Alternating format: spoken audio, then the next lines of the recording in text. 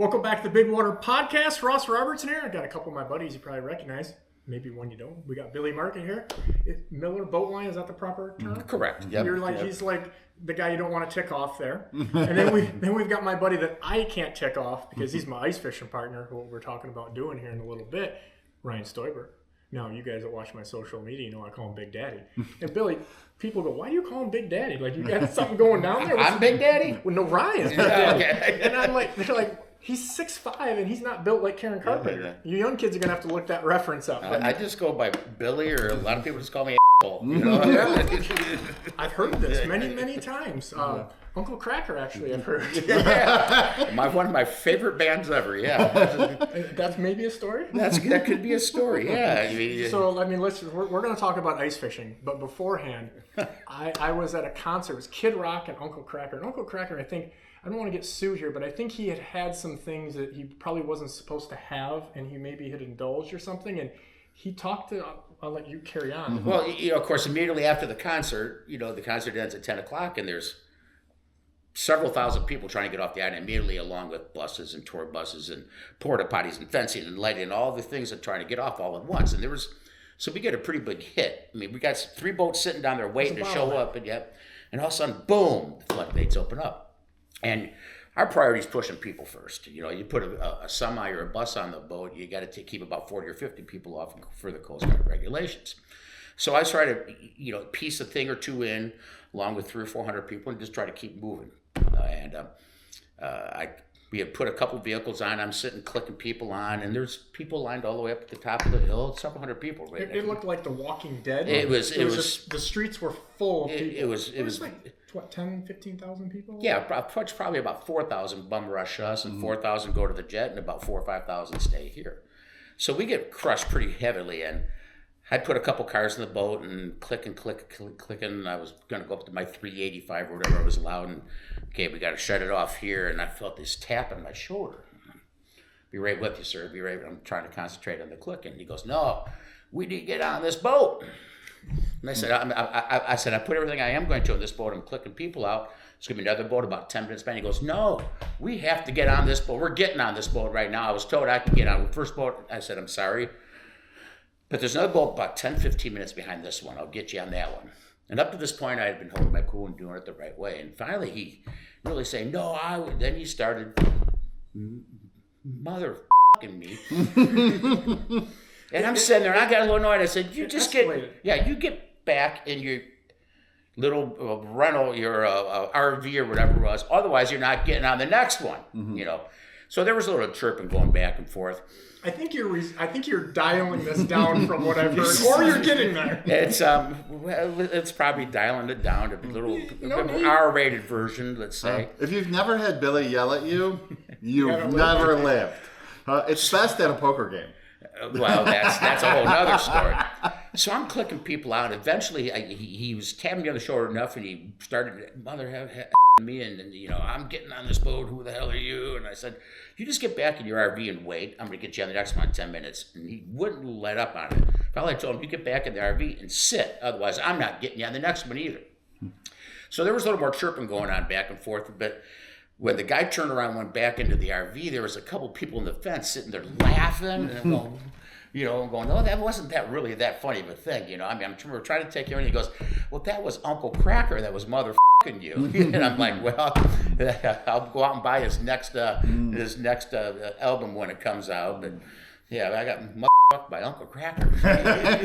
and he almost didn't make the boat. Well, I was ready to get rid of him as fast as I could after that, just to get rid of him. So we're going to get back to it. Here's what we're going to talk about. Ryan is a lifelong resident, owns a bunch of businesses, operated kind of third generation, really, right? Yeah, we're third. And the Miller Boat Line is multi-generational. Yeah, we're working on our 3rd generation now, but I am actually, I'm 5th generation Islander. My great-grandparents and grandparents were vintners and made wine for a long time. So I'm a tourist. I come over here, and dabble and book out. But these guys, they have terms for people like me. But I'm partial family, so I can get away with some of this. Like asshole. That's the nicest one we've used in a while. But what we're going to dig into is I always kind of think some of these things are neat. People just sometimes like, oh, how we take for granted when things just pop up. Like how, and there's so much behind it.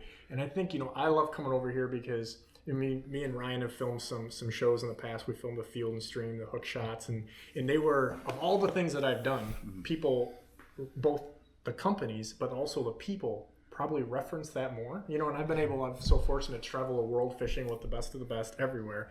And still a lot of my fondest memories when we had probably not the best fishing, but when we were younger and acting a fool and doing things. And in the wintertime, kind of where we're going with this, is it's different now because technology and planes and things are different. But back again in your earlier days, and even in your own days, cell phones, fish finders, that's and even like Ryan now, he's got some Mega Live coming. He just ordered a Mega Live because he can't use that regular Helix anymore. But the point of what we're going to get into, and Billy's kind of like the island historian with stuff, and we've got some really cool pictures we're going to put up there. But basically getting back to, we're having fun right now. But back in the day, this was not necessarily fun. This was some survival almost. Well, there was no doubt that we go out and we recreational fish right now, and we try to come in and brag about the 9.2 pounder, or I caught 6 fish, or I caught 3, or we brag about it. It's all about the numbers or the size that we fish about now. Fishing has been well known, of course, for the Bass Islands. We have been known for our fishing for a long time, and not just in the wintertime, but year round. And Miller Bowline actually started out as a bass fishing charter business back in about 1905. In 1905, Papa Miller, as they called him, started out delivering ice to the people that were out in the bay.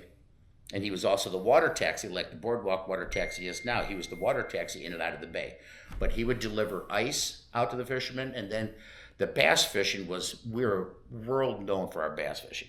I mean, the Bass Islands, imagine that. So, but then we also commercially fished this end of the lake a lot. Gill netting. My grandfather was a gill netter for a long time. Of course, gill netting was banned in Lake Erie on this side of Lorraine starting around 1972 or so. Square hooks. Yeah, the square hooks, we call it. Gill net. I like it. Now, the Canadians are still out again now, 17 miles north of here, but they're on a quota to so many million tons per year, whatever.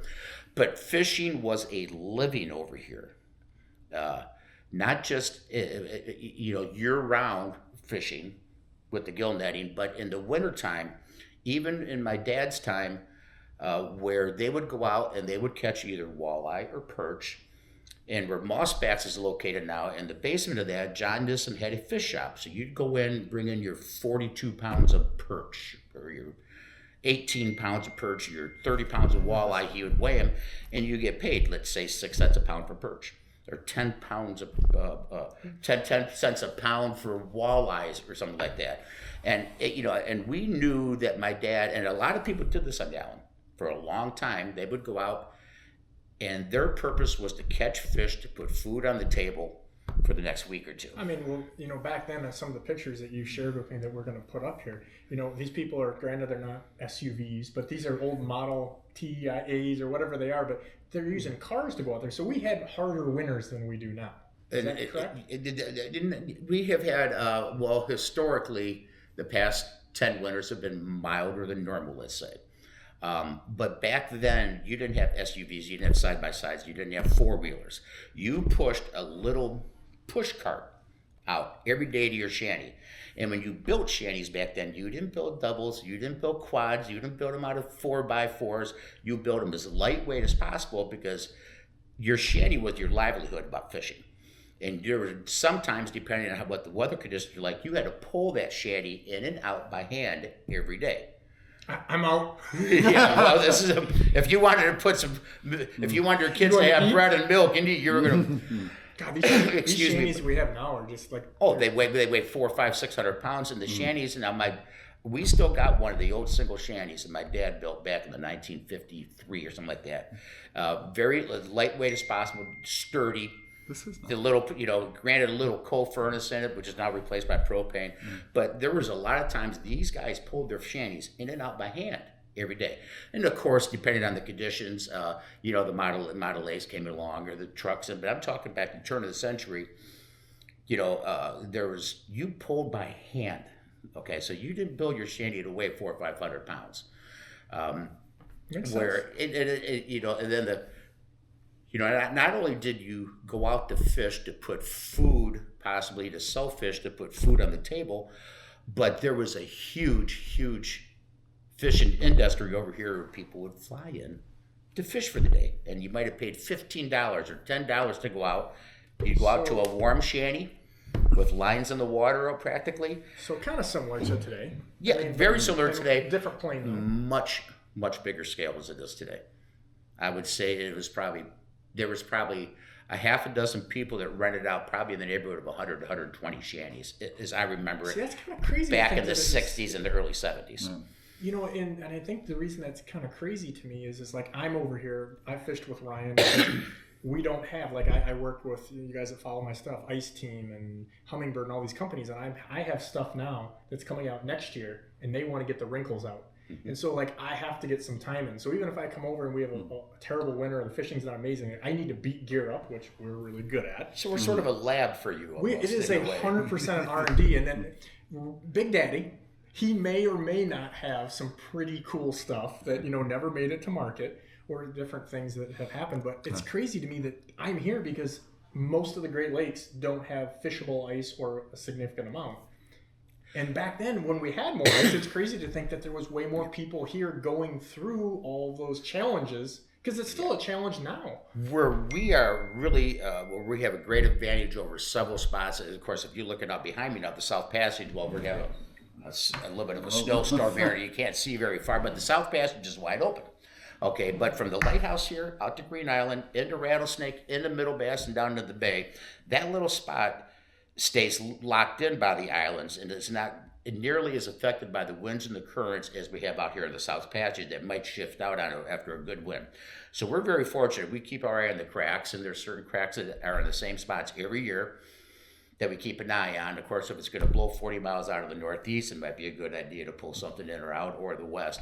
But right now, we're locked in here pretty good between South Bass, out to Green Island, into Rattlesnake, Middle Bass, and into the bay. So that the islands help us keep us locked in, which gives us the safest, more fishable ice than you would be on the mainland or someplace else right now. It's always the safest ice on Lake Erie. That's crazy that there was more, I don't know if that's a demand or people thing, because we actually just the last couple of weeks I heard there was a guy who's been doing it for a while who kind of moved on with life and he's not going to be guiding anymore and whatever. So I always just wonder if that's... I mean, my dad even tells stories of when he was a kid that almost every household every house would take two fishermen. Like a bed and breakfast. It's like an Airbnb before Airbnb. Yeah. You would house them, the wife would cook breakfast, lunch, and dinner, and the husband would take them fishing. And the husband would have his shanty and his single, and then you would have a double. And you would rent out your double, and then they would commercial fish in their single, and they would rent their double. I mean, we still have my grandfather's single that it's probably from the 50s. She's in a little rough shape these days, but she still lives in the bar. Aren't we all? Yeah. Well, you guys aren't in your 50s yet, but I'm getting close. Yeah, we're seeing it. You're on the cusp of it, but it was my dad helped several different people run their shanty business, and Bob Ladd was one of them. And Bob Ladd took over from Nate Ladd. Nate Ladd, a very famous islander that did a lot of stuff. He ran a big ice business. His son Bob took it over. My dad was Bob's age, helped him out. But I remember going out there normally on the weekends or something like that when I was, on a Saturday, and it was up at 6:30 out there before an hour before the sun, and there was no propane back then. We didn't use any propane. It was all coal fired. So a couple pieces of kindling, a couple pieces of little coal, a little splash of kerosene. You'd have to light off each shanty before the fishermen came out. Now they might have to start off 8 or 10 or 15 or 8, 10 shanties and have them ready. So when the plane started bringing those guys in at 7:30 in the morning, and you took them out in the ice, they were plopped down in a warm shanty. So that's a tough living. And of course, after everybody leaves at 4:30 in the afternoon, you have to go out and clean up the shanties, make sure the minnows were out for the next morning. Spot out the depending how cold it was, spot out the hose and have everything all ready for the shanties. So they all wanted the Brett Clune treatment. Yeah, our Brady Brett. Very similar. 100%. How do we get him mixed in this? Easily. Somebody that doesn't want to do the work. So that's an interesting question, because in all the pictures that you have, again, we're going to put some of these up. I don't remember seeing an auger. So like, were these like spoon augers or straight spud bars? Spud bars, and then chainsaws. So yeah, they're more like trough styles. Yes. Okay, but that, believe me, back when we were spudding holes or chainsawing holes, they would be 18 inches by 30 inches. And of course, then ODR comes along here how many years ago and said your hole cannot be any bigger than 18 inches in circumference or whatever it is now. But when you spudded a hole for a double shanty, you spudded the whole hole all the way across. And there was a trick to spudding the holes. Okay, let's say you're out there spudding through 10 inches of ice. And my dad, this is one of those things from Dad where I've screwed up a number of times and he'd say you already screwed it up. Where you'd spud down 9 inches on 3 parts of the hole. So you didn't have any water up in the hole, because if you started spudding in the crack that you were spudding with water, it's really wet, really messy, really fast. So if you had 10 inches of ice, you'd spud down 9 inches on the 2 long lanes and 1 edge. Okay, and then you finally chop through that last inch, and then normally just a hit or 2 on that 4th part, boom, the whole block would come off. You push it down, shove it under the ice, and then chainsaws come along, and then augers came along. And I think a great story to talk about the big holes is, now we fish these little holes, 10-inch auger holes, and maybe you double them up. But I remember when I was a kid, that the first time my dad took me fishing, you would tie the kids into the shanty. Literally, you would take rope. Maybe that was just the Stoiber kids, because I never got tied down. No, we all got tied down. So you didn't go. Maybe they were one. You were talking about the size of the hole as far as so you didn't go in. I'm talking when you're 4 or 5 years old. That age of going out. When you're first taking. My first memory of ice fishing, the first time I went out. I remember getting tied to the back of the ice shanty, and I remember catching a big fish and it coming up in my dad's hole. Sometimes the fish will, because they did these great big holes that... I'm still trying to... We talked about this the other day off camera, and I'm still like... Yeah. What? So basically you would cut the whole hole the size of the ice shanty. You wouldn't cut 2, if you... You wouldn't cut 2 small holes, especially if you're double. And there weren't that many doubles back then. Mm-hmm. A lot of the commercial fishermen had them. Yeah. Were doubles or quads. Yeah. But if you and I just personally, we fished out of singles. Mm-hmm. The little lightweight pull by hand singles. We're oddly enough, it's like bell bottoms. Yeah. We're kind of going back there again now. Well, and another thing that I really remember too about the singles, like I said, walleye necessarily were not the kingfish that everybody was after. You're after the perch. The perch was sort of the what put the meat on the table. Perch was a much higher paying fish. Now it still is. Yeah. It still is. And if you notice in you won't see them in too many shanties unless you come in my brother's one of my old ones, but we have the perch line is coiled up in the ceiling, which is what's the waxed line, which is approximately, let's say it's I don't know what size the line was. Okay, but you put a dipsy spreader on it. Minnows on the end of the dipsy spreaders. So you put down a line that had a dipsy spreader on it, so you had two shiner minnows sitting on each side. Then you put it down, you had it hanging from a rubber band up on the ceiling. And you'd usually have a little piece of a stick or something here, and you would just sit there and wait, and when you see it the stick started bouncing a little bit, you knew you had something on it. You'd pull it up. On the shanty, on the floor, between your legs, you'd sit there and take the line and just throw it out here between your legs, and and the one shanty that I still have has grooves worn into the floor, like an eighth or a quarter inch from the perch line being pulled up so many times. And I'm talking how many thousands of times it could have been over, the course of its life. So it's like trot line meets spreader. Correct. Mm-hmm. Yeah. But perch was really what put. Everybody's after perch was perch paid more per pound than walleye. I hate to say this because I make my living essentially with walleyes and I love them, but I like perch better. I'll take a pound of perch a pound of perch fillets any day. I mean, we all know you suck at cleaning hate- walleye, so I mean, I can't even imagine perch. Cleaning perch. Like if Billy says he's I having you over for hate perch, we cleaning gotta perch. ask who's cleaning. Yeah, because it's not going to be me, because I hate scaling. You know, now we got, you know, the scalers. You throw the perch into a scaling machine, you drink one beer, when you're done drinking the beer, the scaling's done. Now you can ready. Well, do you remember that year we filmed some shows? I think that was when we did hook shots, and it was like by 9 in the morning, the walleyes were done, and all these marks came in, and they were the big perch. I was dying. I didn't have any small stuff. Anything over 9, 9.5, 10, you start getting into Oh, nice dude, 10, 11 inch, do you remember 12 that? inch, And 13 we inch. were keeping perch, and we were eating perch almost every night day. as appetizers or Now, dinner. here's something that's hugely, okay, now granted, I'm early 60s, so I'm talking 40 years ago. Right now, this time of year, you would see 15 or 20 or 30 shanties in the bay. Inside the bay, fishing for perch. I mean, I still have seen it in the... Now you'll see an occasional Yeah. one here or one there, but just, you know, I was born and raised in the house right next door to the cruise nest. We'd be able to walk right off our steps practically, walk out 100 yards to, you know, where the channel that comes through the bay in front of the boardwalk, that little, right in front of the boardwalk, we'd fish in the channel there. So you'd have to walk possibly maybe 200 yards to get out to your shanty, but it was all perch fishing, and there would be 15, 20, 25 shanties out in the bay just catching just perch, and that's what everybody was after. So back in the day when it was uphill both ways, but I mean, I don't want to lug those shanties, so I'm no four-wheeler, no go probably for all three of us at this point, right?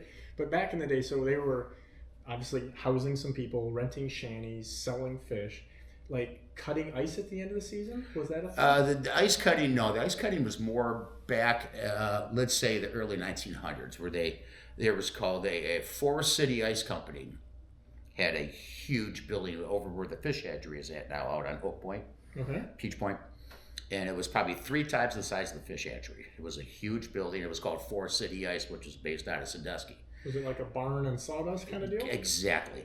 Now the building,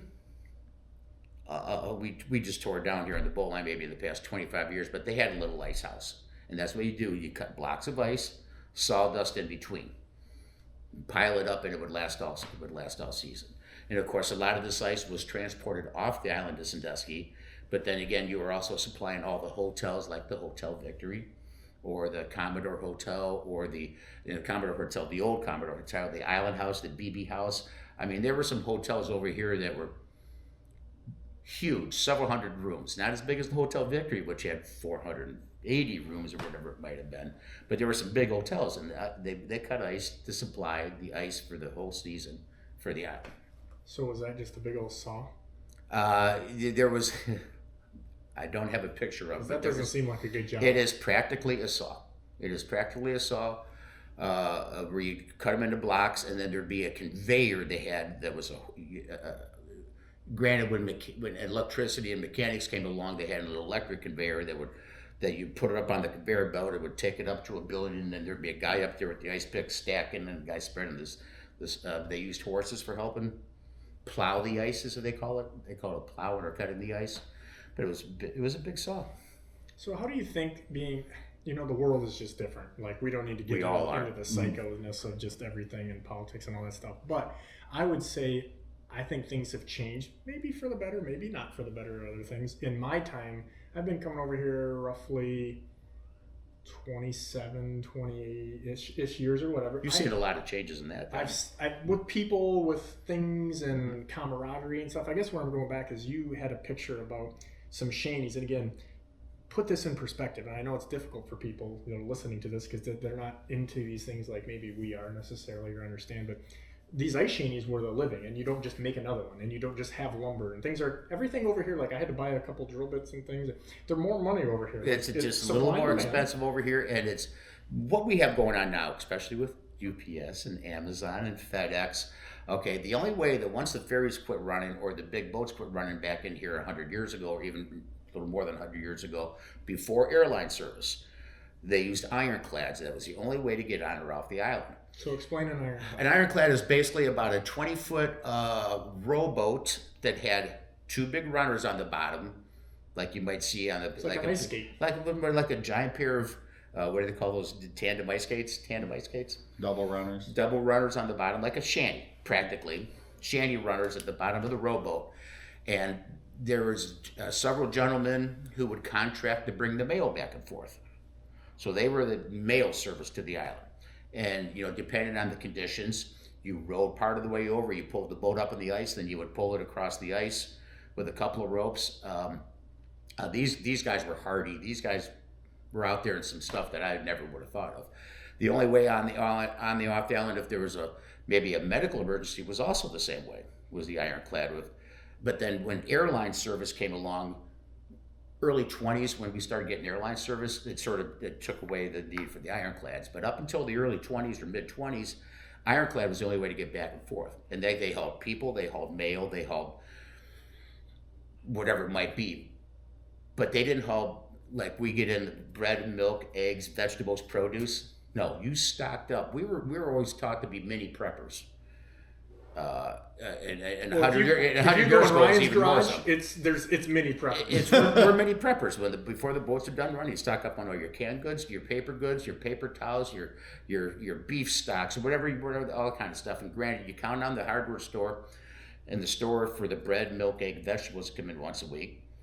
But you stocked up. I mean, everybody's got a food pantry, and Jenny does a lot of canning, what's phenomenal. But the ironclads were going away on or off the island, and back then it might have cost you $4 to take the ironclad off. But $4 back then was. If you're getting 9 cents a pound for purse. Yes, you're talking several days worth of wages probably. Well, when we were kind of setting this up, and I had to stop you because you were just going, and you're like. Yeah, you didn't come over for a haircut. Yeah. A haircut, 10 cents, $4 to go get it. We didn't fly off nearly as much when we were kids as the kids do now. It seems like the kids today are just able to fly off just to go over and see a movie or visit a girlfriend. They're getting soft, Bill. We used to we would fly off a couple times a year, granted. Not very often, but I do remember flying the Tin Goose a lot of times. And I used to love, being 8, 9 years old, 6 years old, whatever, and putting my nose against the window and watching the big radial engine with the blue little puffs coming out of the exhaust, and I'm sitting there to be fascinated watching this engine. This is warmed up before takeoff, but then I'd hear these big boxes come up alongside of me. You look down, and there were boxes of fish being hauled off the island at the time. The one time that really stands out is it was most likely coming back to the island. I'm watching the engines go around. We're sitting on, and I hear something big being pushed up alongside me. I looked over, and it was a coffin. Oh. And I couldn't get any closer to that window because I sat there the whole time, and I knew that lid was coming up. I knew that lid was coming up at any second, but there was a big coffin. So I mean, everything is. We are, granted, we're very secluded over here this time of year, but we heavily rely on, mail service, UPS, Amazon, the Amazon, everybody's Amazon now. There was no such thing 100 years ago. So, along that line, so let's talk fishing-wise. Fish finders. That's living, but so it's almost like a rite of passage. Me and Ryan joke because his son's, as he's growing, we're like, we hope he gets huge because we're getting tired of these processes, some of these a little bit, moving shanies. And so, we go and throw nets for minnows. I don't know how many times I come over here, and sometimes we get them, sometimes we don't. And because there's no bait shop. So talk a little bit about that. And it's almost like that's part of that camaraderie. We're going minnow hunting. All the guys go out, the girls start This has been going on in perpetuity.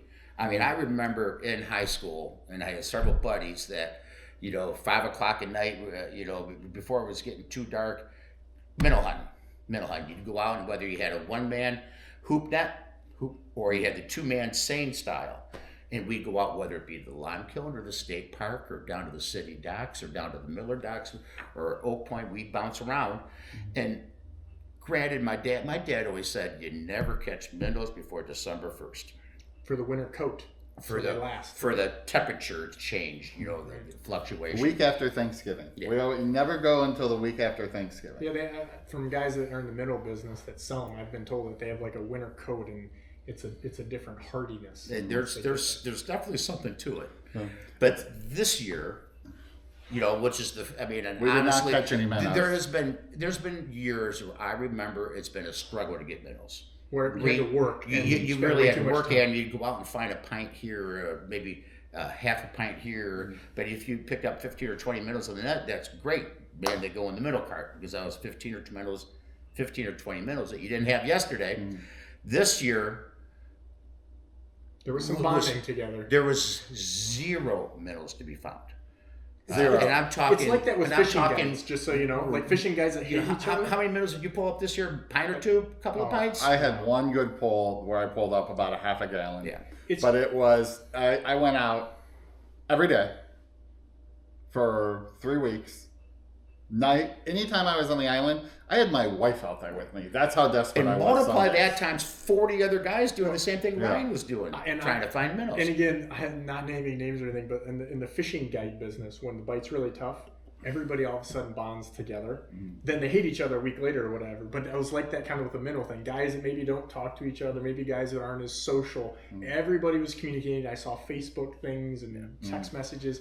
And so tell what ended up. We got very fortunate, and you know, I try to do, especially with social media, which we didn't have, you know, years ago. You know, people have a pretty good idea of what's going to happen with the weather as well as I do. I put it up on Facebook saying, hey, you know, boom, it's supposed to be a high of 15 degrees here by January 3rd. Billy's plan accordingly. Plan accordingly. The black Suburban is on the mainland. The black Tahoe is gone. And we saw some weather coming in, and so we basically, with about, you know, this is right around the first of the year, I believe, we basically called it, boom, January 3rd is going to be the last day. Well, people didn't have any minnows. And at the time, we had a gentleman on the island that sort of coordinated the Great Minnow Haul, as we call it. And he found a guy that was able to bring over a 3,000-gallon tank truck with I don't know how many. I think it was 80 or 90 gallons. 80 or 90 gallons. Sold every one of them. So people understand what a gallon of minnows is. I don't think they can It's literally a gallon with nothing but minnows. You're talking of, you know, they always say a gallon of minnows is approximately 1,000 minnows, give or take somewhere. But 1,000 minnows is normally about a gallon. So we had a tanker truck come over the last day of the ferry service with 80, 90 gallons of minnows, and he hooked up down by the sea dock and set up camp, and everybody knew he was coming in. Everybody brought down their 5-gallon buckets, and Vern, the person Aaron Schroeder, the person that set it up, knew that Ryan was getting 2 gallons, that Billy was getting a gallon, that Scott Market was getting a gallon, that this person was getting 2, and basically it was down there and you scooped out the minnows. Otherwise, we would have no minnows. Now, I do remember other years being tight with minnows, and again, I'm talking, holy shit, 55 years ago. We had tight years even in our time, but more of just we got to work. It's happening. But we had to work. I remember, like I said, back then when my dad was fishing to catch fish to put food on the table, or extra food on the table, we weren't going to starve to death because my dad didn't catch fish, but it was a great source of income. Downtown, where we keep our ferry boats now, at the downtown ferry dock, that he would cut a seine hole that was 5 foot in diameter, whatever the diameter of the single man seine, or, you know, the hoop seine, the hoop net would be, and that he'd put a 2x4 with a lamp over it, and we'd go down there after dinner at 5:30. We'd go down there, and he'd bring me down. I'd go down with him with a little bag of breadcrumbs, and you throw the breadcrumbs down. You'd wait 10 minutes, and you pull the hoop net up. You know, you're talking maybe in 12 to 15 feet of water with the light hanging over it.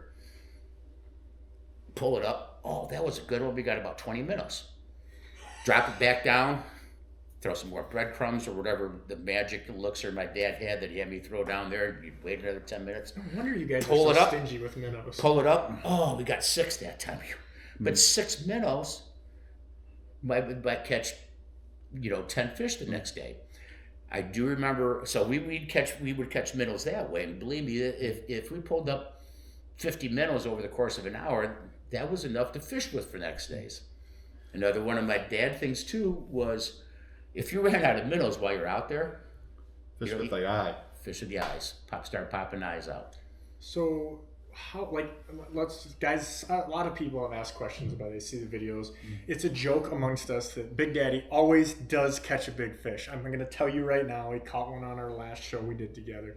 Catching a big fish. Maybe not a lot of fish, but a big fish. And he always says, all you show is my plumber's ass crack of our minnow carts. So he's down in goose shit, and I video it. And he's like, you aren't videoing this. And I'm like, no. And then the next day, you know, he's instant famous. It's on. Or what Ross really likes to do, this is Ross's favorite thing to do, is watch me work. Like, we go and pull Somebody's the minnow. got a video, Billy. We pull out the and you minnow gotta cards, and you gotta clean them. You get the pressure washer out. You got minnow You gotta guts record it. and everything flying. And guess who is working the pressure washer? And guess who's behind him with the video camera going, hee hee hee hee hee. And there's been a lot of comments about Big Daddy's big calves. I'm not sure from who. You know, What? some of these sign-ons, I don't know if I would run there. You might want to stay away from. But they were liking your sexy calves. I'm going to leave it at that. That a boy. Huh? Yeah. But in all Big guy, big seriousness, calves. You know what they say? Minnow carts, I think is what you call them, right? Mm-hmm. Basically, they're 50-gallon drums with some modifications, some floats on a box on the top, and we sink them in the marinas, and that's where we've been putting these. And the most important thing about the minnow cards, there's one thing. One thing. You have seen us tape some videos in some nicer houses, cars. There's not one thing on this island that's locked in the winter. I mean, maybe a few crazy people lock their houses or lock their cars, but most places you can walk right into, say how you doing, and Lock your minnows up. and every minnow cart you will see out there will have 2 padlocks on it. Not one, probably 2. And you know, it's funny, and it's funny you say it because I've built 3 of them in the last few years because we have quite a few, which is kind of my next thing I want to talk to you guys about. But I through bolted all of my stuff too because I saw guys that just put screws in like 1/2-inch plywood. And I'm like, well, if we really needed minnows, I mean, not that this is what we're doing, but you just Phillips take them out. I'm like, mine's all through bolted, guys, so you are not getting in there. And, you know, when we start talking about the minnow carts, the minnow cart's got to be able to float right at the surface. So a lot of people would use an inner tube or a certain amount of weight to keep, because you got to be able to access this. You want the minnow cart to stay a couple inches above the ice, so when it freezes in, you still got the little door or the latch or whatever the hatch at the top of the minnow cart, because you have to be able to access the minnows to get to them. So the minnow cart you want actually to float just right at the surface or just above the surface of the water. But like you said, it's normally about a 55-gallon drum size. And what people have, one of probably the biggest problems with minnow carts is people, when we do get minnows, is overfill them. You put too many. We've done that. We've done that. We have done. That's why I have built more minnow carts, and that's kind of where I was going to go with was, you know, when people go, hey, you bought this many or you netted this many, and oh my God, you don't have to worry. Why are you being so stingy? It's like, in my time, obviously I've been doing it quite a while, almost 3 decades with Ryan. Is we have lost the entire carts. Generally from probably either 2 things, being lazy and not scooping out some dead ones. Correct. You need, because the dead ones will basically disease the rest of them. You get them sometimes too close to the bubblers and the marinas, and it's a bad the agitation, deal. you want some cleaner water. And then I think the biggest thing, and I know Again. I'm guilty, and he tells me Overfilling. we overfill it. Because you Just just... with Ross, you can never have enough. Ross, we have plenty. No, put more in there. You know, Ross, we got enough. It's your own judgment, I guess, how many minnows you should put in a minnow cart. But yes, 3 gallons. Overfilling is definitely an issue. You know, of course, where if you're on a fixed dock or a fixed location that doesn't, not a floating dock, and all the water blows out, we've also had that. We've also lost the water when the minnow carts are basically exposed and they'll freeze or they'll run out of water. We've lost minnows that way. But there's been a year or two. And it's been a while where I was able to go out and pull 1 net of minnows, and there would be enough minnows to last me for the winter. Well, Big Daddy, We've had a few of those. I'm a little bit of a good luck charm, Billy. I don't mean to brag, but I tend to be a 1 net guy. Yeah. Now this year, not so much. When you can go out and throw that hoop seine, whatever you might be throwing, whether it's a devil man seine or a hoop net or whatever, and you can't lift it out by yourself, you probably got enough minnows for the winter. It's a good day. I remember back in, we were in college, and Ryan, you said you didn't remember this, but 100% this is true. I'm not going to get too many people involved in this that maybe don't want to be, but you traded a TV for minnows because I think you were in the Keys and minnows were going down. And you said you didn't remember this. So this 100% happened. The guy worked for a utilities company. I don't remember. You did. The point is, he traded a TV because he was out partying in the Keys or something. I mean, well, at least it wasn't one of the kids. Yeah. You traded off. My younger days, I didn't fish the morning run very often. He was a nooner. Nooner. I was like Right about when the bite dies down, we're gonna head on out. Well, I got this in my head, Ross. Also, in one of the pictures that might come up is when the commercial fishing. I'm talking about where the transient day fishing, rent out shanties. Everybody's group of shanties were painted a different color or had a different color scheme. So you went out, and normally you'd keep all your, Bob Ladd would have yellow shanties with a blue top or whatever. You're going to see one of the pictures that all the rental shanties were painted like a deck of cards. This shanty was like the 7 of spades. This one was you like still see a few of those. the 8 of hearts. Everybody loves to decorate their shanty now. There's a few that are like they're really cool. Skilled. You know, the roundhouse shanty. I mean, you've seen the Shamrock McCann Shamrock shanty, which I think is one of the cool, like the culture of the ice fishing.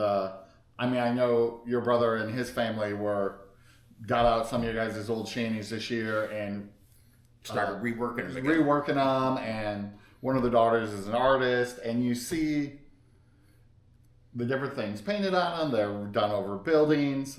It's just, and some of the craftsmanship in some of them. You get the old duffers who will spend all summer redoing their ice shanty, and you come out and they're literally pieces of art.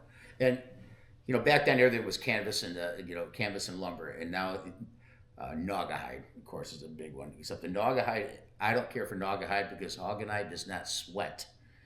Naugahyde holds the moisture inside of a shanty. Where the canvas wrap shanties, they breathe a little bit, so you won't get as much moisture buildup, especially with propane heaters. Well, I remember when we were younger, even before, there was a couple of years parents' shanties that were not propane. What were they? We had wood and coal. I remember that. They were messy, dirty shanties, and especially they're so tight in there. It was small, and you go out and have to, like I said, you need a little bit of kindling, and then you put a few little, some good kindling in there to start a paper kindling with a couple pieces of coal and then a little splash of kerosene. And I remember getting my ass reamed by my dad because if you let one drop of kerosene get into the hole, the dad was huge on that. No kerosene, not even a drop of kerosene in the hole because that'll ruin the fries fishing. That'll ruin your fishing hole. I remember getting chewed. It was probably right after I lost one of his good spuds too, or something. That is a great topic. I have tons of spuds, but when you have one right here, I will refuse to use Ryan's spud bar because it's older than me. Is it a Kinsler? It is. I do not have a Kinsler. I want one. I have put in some inquiries to some older gentlemen. Kinsler was one of the blacksmiths. He had the blacksmith shop here that used to be called the blacksmith shop where the forge is at. Was the blacksmith shop. It was a blacksmith shop, and there was a guy named Bill Kinsler that made spuds, and he made several hundreds of spuds over back in the 30s or 40s. Because you're supposed to have one for life, pretty much, unless. Well, when you're chopping hole, your hands get cold, and the spuds weigh 25, 30 pounds. They're not light by any means. Point, right? The good ones are heavy. Yeah, but every spud should have a hole and a rope through it. And if you touch my spud, if you do not have your hand in that goddamn, if you touch my spud anywhere near a hole and you do not have that rope around your wrist, I will beat you with the spud. Literally, I was just gonna go there. That Ryan is chill about everything. No big deal. But don't touch my spud. If you do not have your hand around that strap, the minute that you put it, you are done. Within 3 feet of a hole. You do not have it 100%. But I can also guarantee you right now that if you went out to, let's say, and a lot of people are using pop-ups now, I understand, but the traditional ice shanties that we're talking about, I bet you 1 out of every 4 shanty out there's got a spud in it now. People don't carry spuds like they used to. They just don't. And that's another thing I see out here is I'm kind of always like, we've got Ryan rigged up now with a Humminbird GPS on one of his 4-wheelers.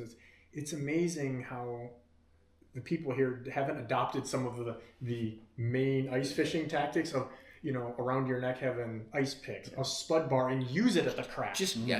I'll be back in 10 seconds. I got a spud right out here in the garage. At least I can show everybody what we're talking about. So here, Billy, is a spud bar that looks like you need 2 hands for. It weighs about 25 pounds. I mean, it is a solid 25 pounds. It's a sharpened blade down to this end. That's wider than most of them. This is not a Kinsler. You'd have the K right here. But it's basically, this is what you use to make holes with before chainsaws or everything. Have the kids ever used these in the house on the floor? Yeah, I'm going to set this down. I'm going to set this down now. But so there's no rope, Ryan, on the end. Yeah, there's no rope on that one. It's because I'm the only one that uses this one. Huh? It's because I'm the only one that uses this one. So how have some of the other things, we started kind of talking about the camaraderie and things. I think now it seems like there's more people, and maybe it's just because of our age, of like the people that I know, that we have different groups, and there's people that used to stay here all winter. Like Ryan told me that earlier this winter, his goal was to not have to come off the island more than twice, and one of them was for a family vacation. I'm still holding strong on that. You're I have to go to town on Friday to take my kid to Monster Jams. But how has that changed? How does that change the camaraderie and things? Because I can remember when we were basically college or just out of it, we would go and have dinner at somebody's house almost every night. Somebody would have a fish fry, or people would even bring things in. And it's the dynamics of the island and who lives here definitely changes every winter. I think there is more and more younger kids staying here year round now than there was 20 or 25 years ago.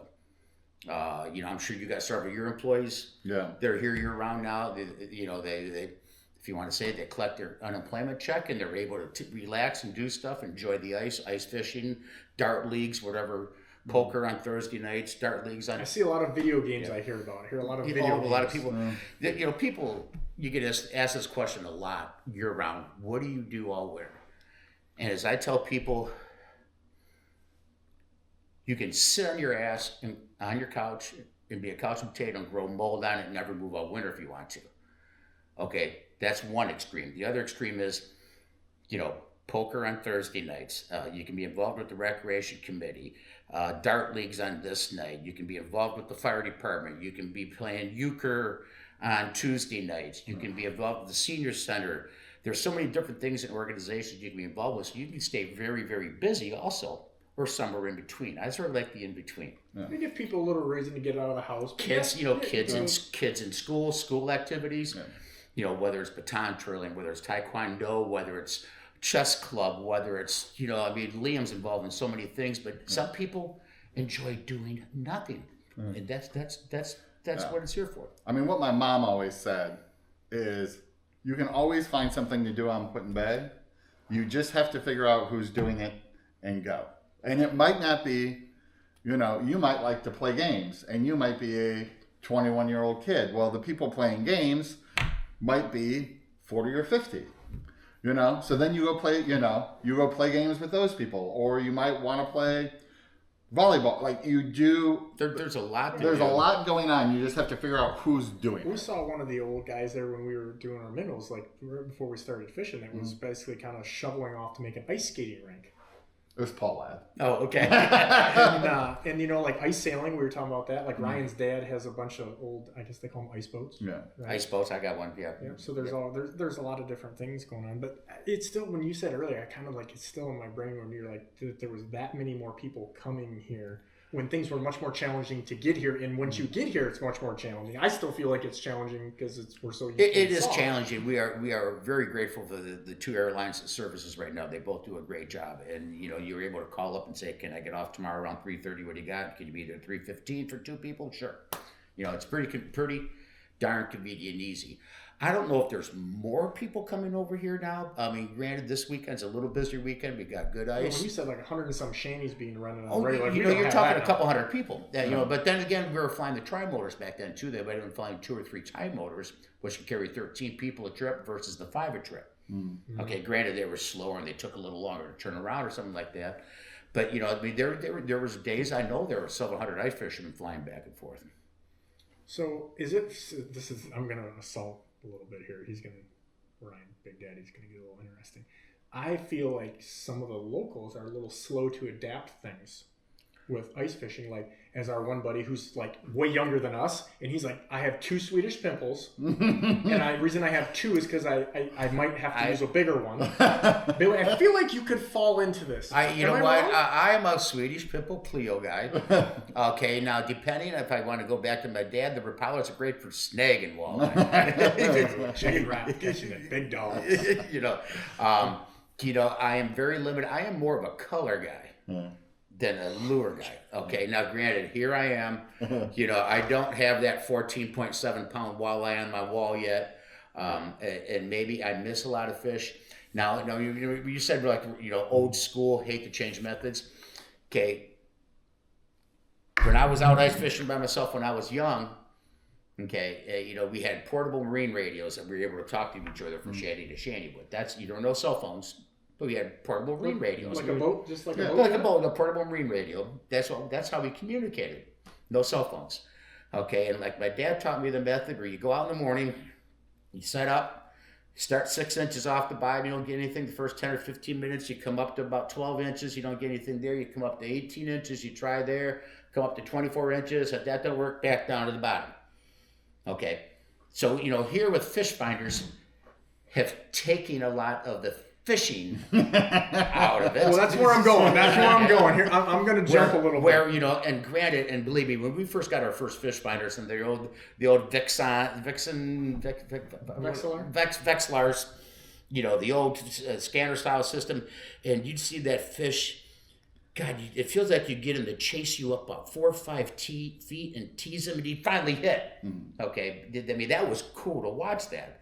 But these guys, the old timers, even myself, I'm getting that old timer stage, but you were no fish finders, so you don't know if there were fish down there or not fish down there. But you stayed out there for the morning rush. You got out there for the afternoon rush. So Billy, I'm going to inform you of a little something here because Ryan is he's slow with change. Okay?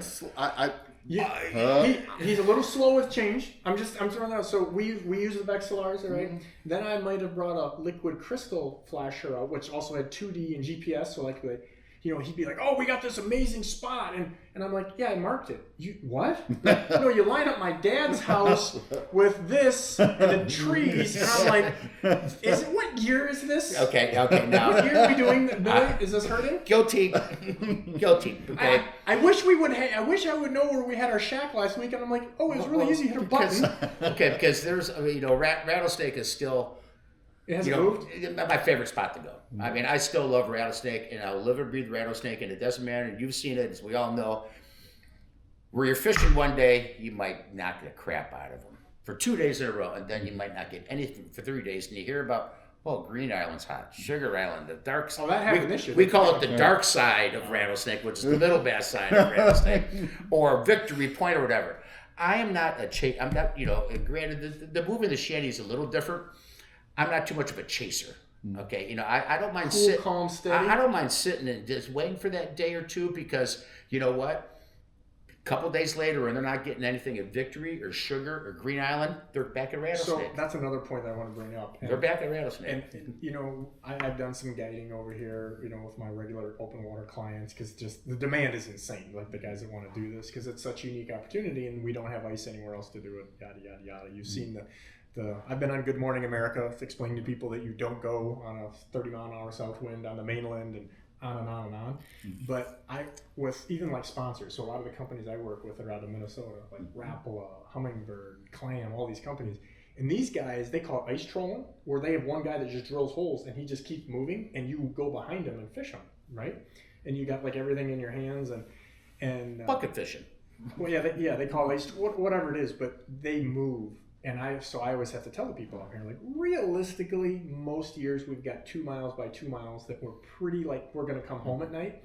And so I always tell them it's like, we're tree stand fishing.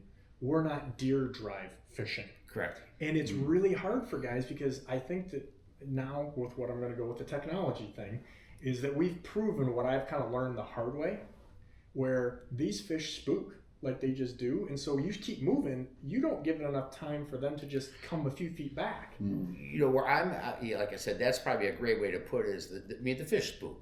There's no doubt about it. Everybody's got their system.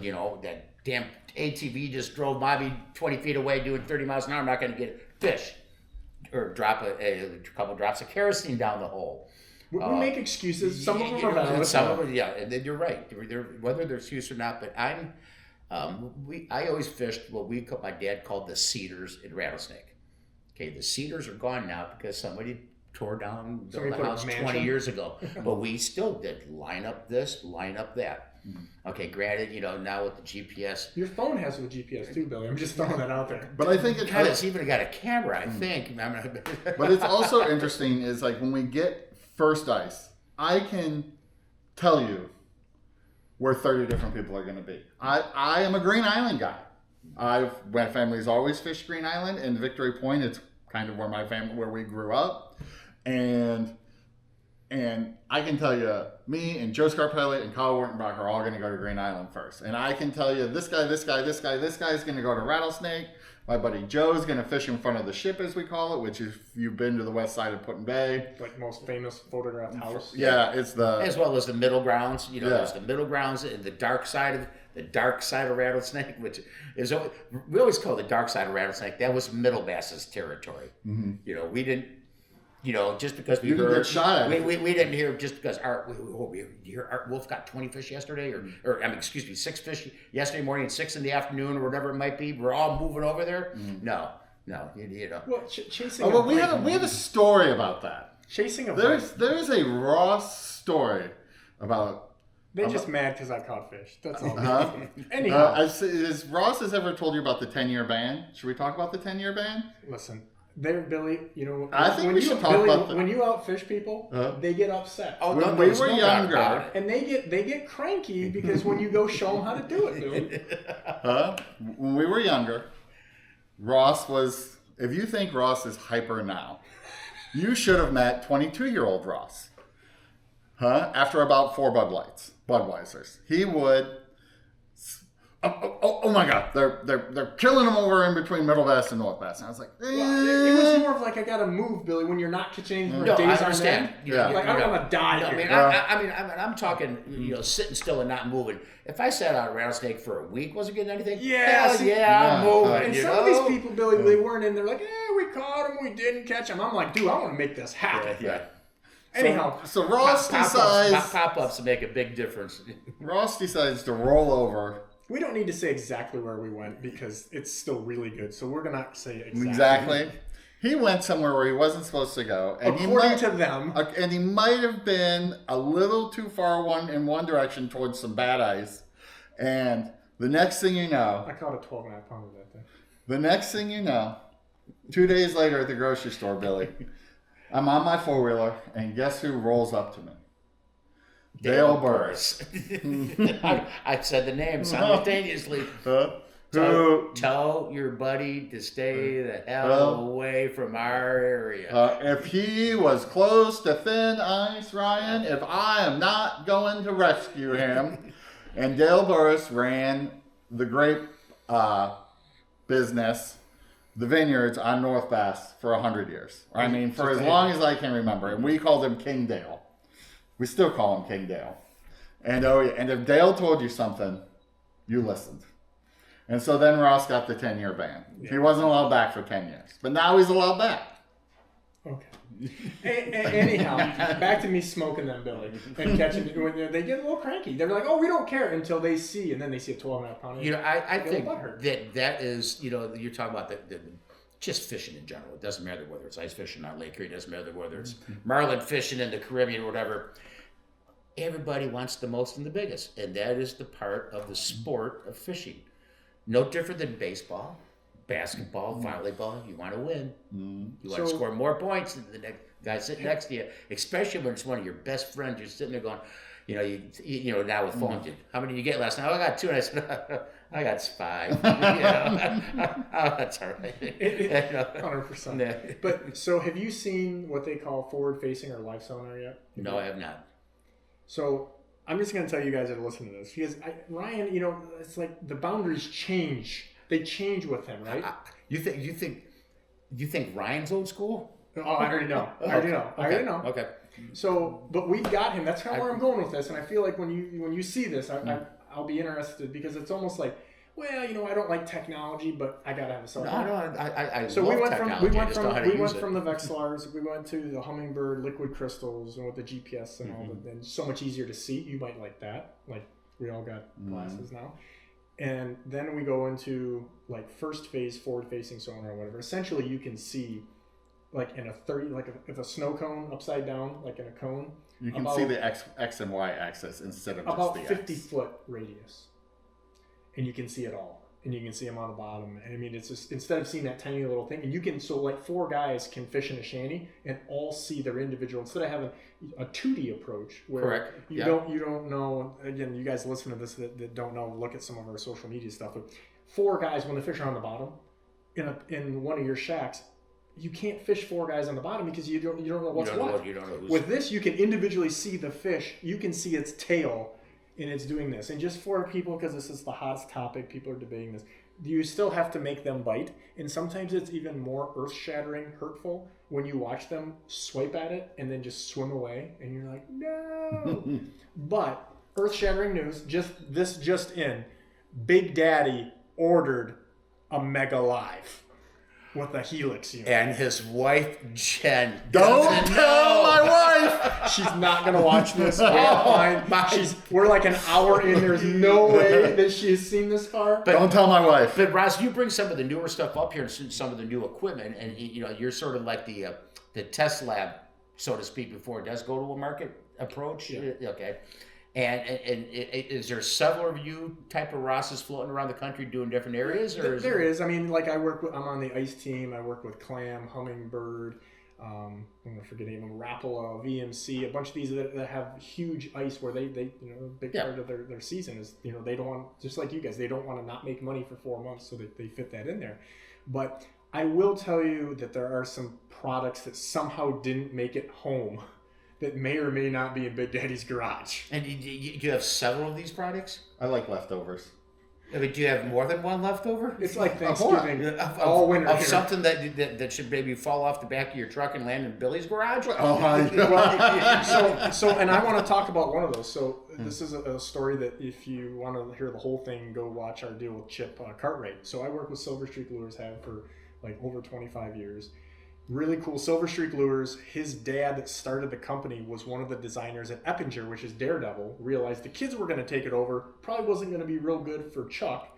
So his son, Chip, they start Silver Streak. They have the first like silver-plated lure. They just go above and beyond and everything. The Silver Streak is actually the name of their first lure, kind of like Kleenex. Wolverine Tackle is actually the name of the company. So I decided, hey, we need to make an ice lure. He's like, let's do it.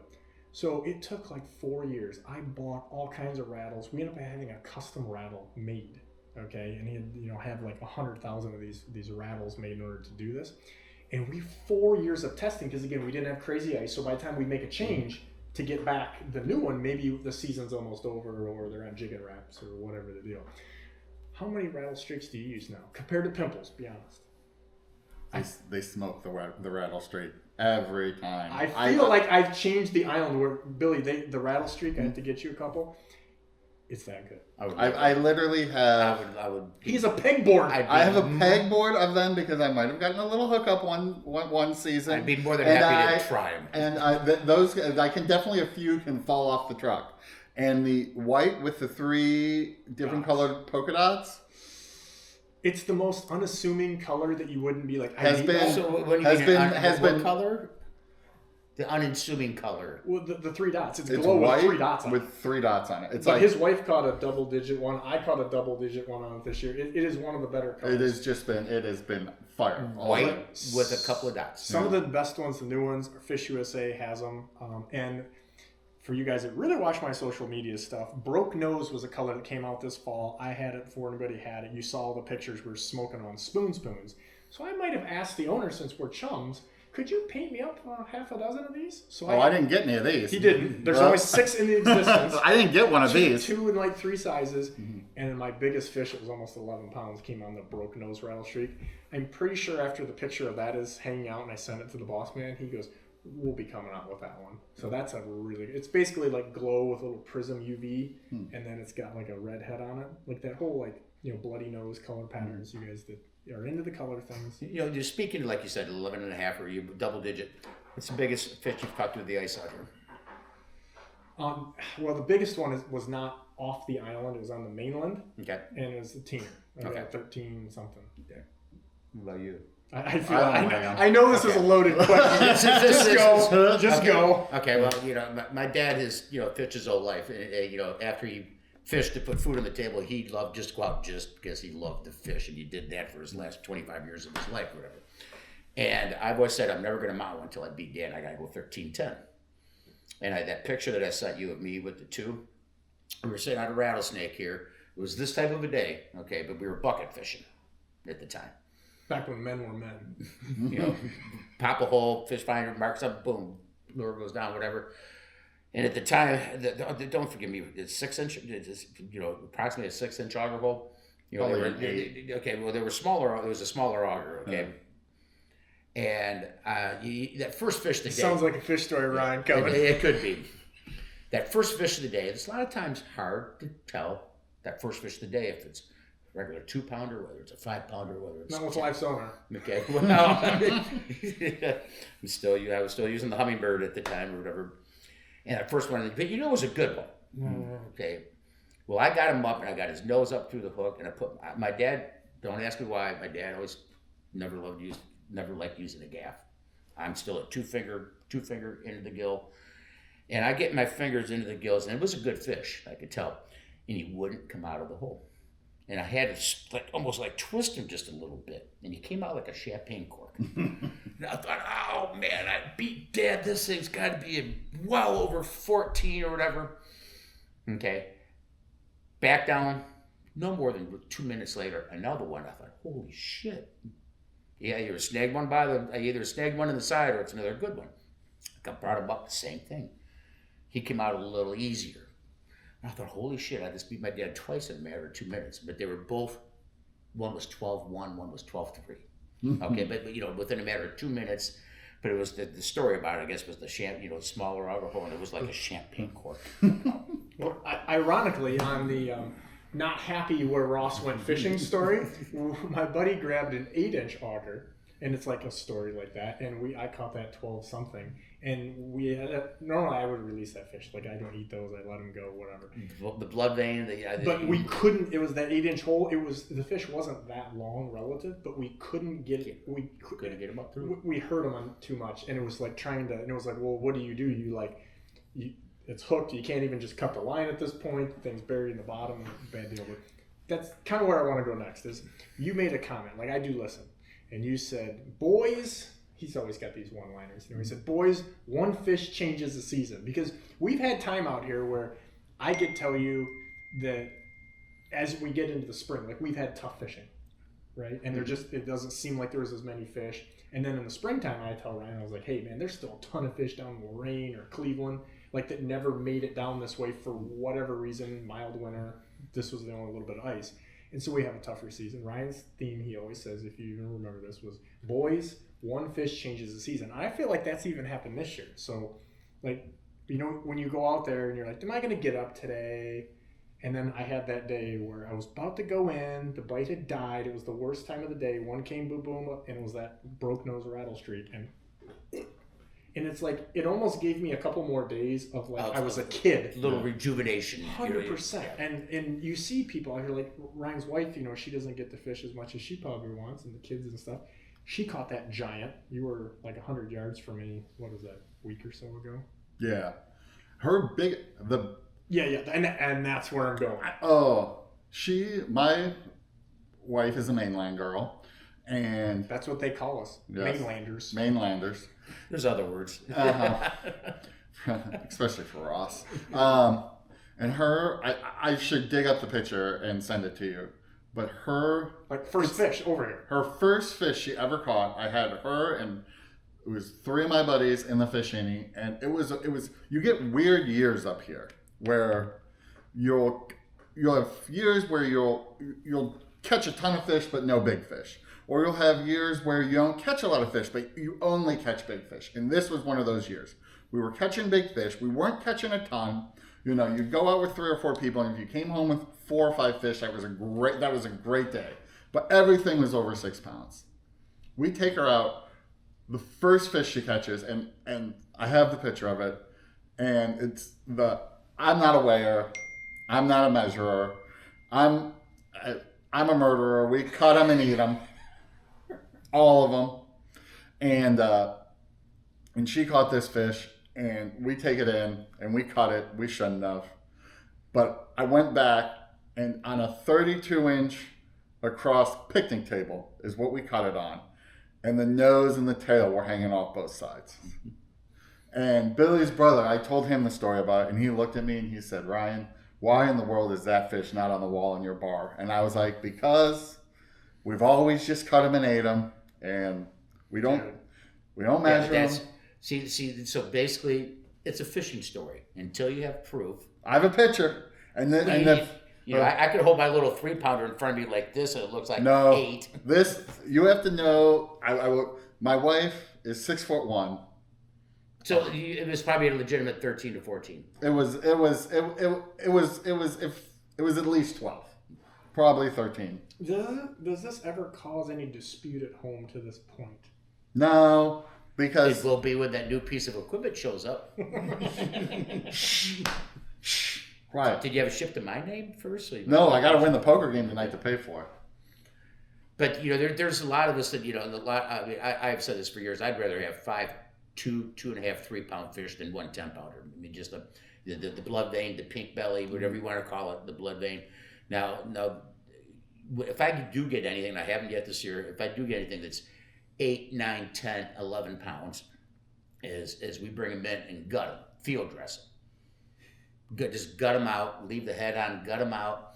Aluminum foil, half a stick of butter, some garlic, some Italian seasoning, and put them on a grill. And just roll them about 5 minutes and do that about 4 or 5 times, and you basically just broil them on the grill. And you can use any kind of seasoning you want. You bring them out, you put them on the table out here with the cheese, crackers, whatever, and you sit there and you just pick the meat off. Some of the bigger almost ones. like you do with trout and lemon. Yeah, exactly. I mean, it's basically that's or we pickle. You still pickle fish, the big ones. Of course, the cheeks are infamous about the cheeks, but we'll pickle fish yet. We've had freshwater years sushi where we've eaten them like hors d'oeuvre chips with the cheeks. Mm-hmm. Yeah. Freshwater sushi, we call it freshwater sushi. So, you two snobby islanders, is there anything you would like to tell this mainlander in closing? No, what have we missed? We all get passed along generations. I mean, speaking from both of us, we both have fished from, at a young age. We were taught by our dads, or we were taught by somebody that knew what they're doing. So we all get taught different methods. To have somebody like you bring in new methods or new equipment is huge. Rattle Street.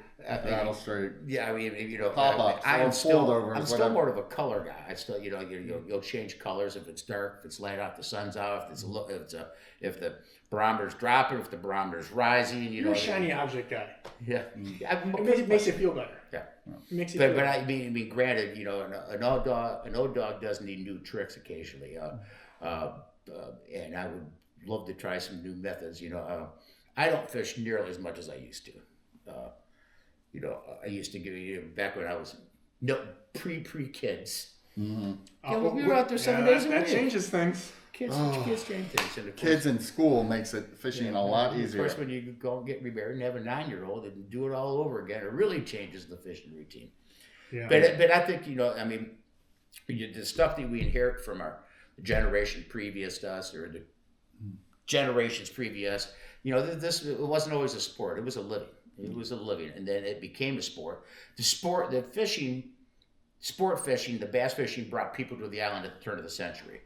And then the commercial fishing was going on at the same time, and then the island itself relied upon winter fishing over here for decades, up until, even still today, but the island's not relying upon fishing like we did, back when Dad would say, man, I had a good day. I got 22 pounds. It's recreational. It was commercial. Yeah, yes. I think one of the coolest things that we haven't really hit on a lot is just the generational thing where dads teaching sons and islanders teaching new people, and people coming to the island. And Billy said, there's a lot of younger people stay in, and you teach somebody new how to fish, and all of a sudden that person leaves, but then you always see them again. If there's ice, they're back. Or people who go to Florida for the winter or do this and that, and literally once the ice shows up, once they start seeing Facebook pictures, that's social media. Flights are booked. Yeah, people are back, and everybody will say, like, if there's ice, the whole island is just happier. Between the kids going ice skating and the ice boats out and the fishing, and everybody's more active, and just Put-in-Bay in the winter is smallest small town America. It is. How many people? People always ask. 525 approximately, give or take a couple dozen year-round residents. Yeah. You know, 500 to 525 is a good number. well, and when the ice is good, everyone is happy. Everybody is outside, playing on their toys, buying new toys. Don't tell my wife. Thanks, Ross. We will block her from viewing this. There goes Skylar's first semester of college. Yeah. Well, I know you guys look forward to passing this down because you both have boys. Mhm. I am thankful that you have boys so that they can help in a few years drill Some holes? and pull minnow carts and stuff like that. For us. Yes, for 100%, because none of us are in the shape that we used to be, and Yeah. it's not going to get that much better. And it is, the lack of good winters here the past 4 or 5 years. I got my son-in-law was on now wants to know all this stuff, but he haven't had the opportunity to really take him out and show him a lot of stuff either. And they're sponges. They want to all know how to do it. They want to do it the right way. Anybody can go out and chop a hole in the ice and drop a pole down and say I'm ice fishing. But especially with the shanties we got, and where to goes, where not to goes, how to set up a shanty, how to slush bank it in, anchor it, all this little things. There's a lot of little things that, like you said, if you just went out there and you had that gear on your own, you could end up either in trouble or not catching fish or frustrated. But a lot of people are just using pop-ups now. And pop-ups, take your auger out, pop down a hole, put the pop-up on, turn on the little heater, grab your bucket, and you're ready to go. Big Daddy may have had some clam shanties, pop-ups and foldovers as we call them, or clam styles. I may have drank in the Kool-Aid. Yeah, I mean, even though he's 6'5", he sits in a shack that some of my actually sponsors were here the other day, and they watched him and Clune come out of the shanty, not knowing that I know them because they were like 50 yards away, and my guy goes, look, pull down your window, and I think something's happening. Is that sort of like when the VW bus pulled up at the circus and the 22 people got out of it? Billy, these kids are like, open your window, and I'm like, they can hear you, right? And he goes, where did they put them? Now that's a good one. I was like, he goes, they were in there on purpose? I was like, I don't know. They're both married. I don't know what's going on, but girls and everything. But yeah, it's crazy because you can move a little bit, with the weather and things. It's just more comfortable. Like the chairs that I have in those clams, like you cannot deny that they're super A nice comfy bunch. With a little padding. My double shanties that my daddy built 20 years ago, or whatever. They're pretty comfortable. I gotta be the honest. cushion seats and the with the little nice little propane heater, a little radio. There's some things but I think back then, more so back when they were fishing to put food on the table, is that you didn't walk out the rattlesnake in the morning, walk back in at 11 o'clock, walk back out at tea, pull in and out like we do on the side-by-sides. You went out and basically spent the day out there. You basically went out and fished for the day. That's a commitment. I don't have it on there, but I've got a picture of my grandfather. In a couple of the pictures, you're going to see him pushing a little sled out. And everybody had those little sleds that they packed their lunch in, their thermos of coffee, their can of minnows or whatever they use, and they went out and spent the day out there, and they used that to haul in their bag of fish or two at night. I think this has been amazing. I appreciate both of your time. I think, Ryan, the only downside to this is I feel like Billy is going to have both live sonar and a bunch of rattle streaks moving forward because, once you let the genie out of the bottle, so let me tell you a short one. Long time ago, I'm dating this girl, and she sees I have this 13-inch TV. She's like, "That's what?" I'm like, "I don't really watch TV," and I did this in my office, and I only did it when we had DVDs, and cassettes to view the stuff, the shows that I was on. And she was like, "Oh no!" So I go over to her house. She's got this big. Right when they started going to bigger screens, not HD that we know. Is this your wife now? No. Oh, okay. No, thanks. And anyway, and I go and he's 2 or 3 down the line since that one. And I'm watching this. I'm watching the TV, and I'm like, football game. We're Buckeye guys. You guys got Browns and Cavs stuff on here, but you were watching that again. I go, I can never. I went home. I threw the 13-inch TV out. I was like, I now have been jaded. I cannot do this. You don't know what you don't know, Billy. When you use Mega Live, you are gonna shit yourself. I am very interested in seeing some of that. The first time your buddy jigs, I'm old school. He jigs jacked up, as we always say, and it scares the fish away. But you can see it 30 feet away. You're like, you idiot! Quit doing that. You can't see that on your Vexilar. Now when you see your buddy screwing you up for 30 feet away, you're like, no wonder there's no fish here. Oh, I can't wait. I'm still, you know, you'll see everybody's got a different method on slow jig, fast jig all the time. I'm a one tap up, 6 inches, sit, wait, 10, 15 seconds, and I'm just this little tap, and then about another 30 seconds, big one. And this is, I'm talking pre-fish finder fishing. Could you even go without electronics? Yeah. Like, actually, not anymore. Yesterday. Ryan is out there and he's like, oh, I forgot my graph. Do you have an extra I can borrow? I'm like, oh, no. Okay, yeah. I carry an extra graph with me because if something happens, I feel like I'm wasting my time. But I'm just talking about, it's like ice, fish finders are to fishing, ice fishing, as cell phones are to us every day now, where, you can't imagine going fishing without a fish finder. But that's how let's say, even running a ferry boat in the fog without a radar, before there was radars 35, 40 years ago, How did we do it? And they survived, they got along. Both ways. Things are easier in some ways, I guess you could say. We're softer too. No, we're much softer. There's no doubt. A little softer. Well, I can't thank you guys enough for your time. I appreciate it. I like doing this. It was fun. Make sure you check us out, Instagram, Facebook, YouTube, just about everything. Bigwater Fishing, you know the deal. This podcast can be found on YouTube if you want to see Billy's spud bar in some of these pictures. We'll put some of that stuff on the social media channels as well. But you can go over to just about any download site that there is. If you can't find us, you probably suck at fishing because you can't find walleyes because we're everywhere. Bigwater Fishing. Until the next episode.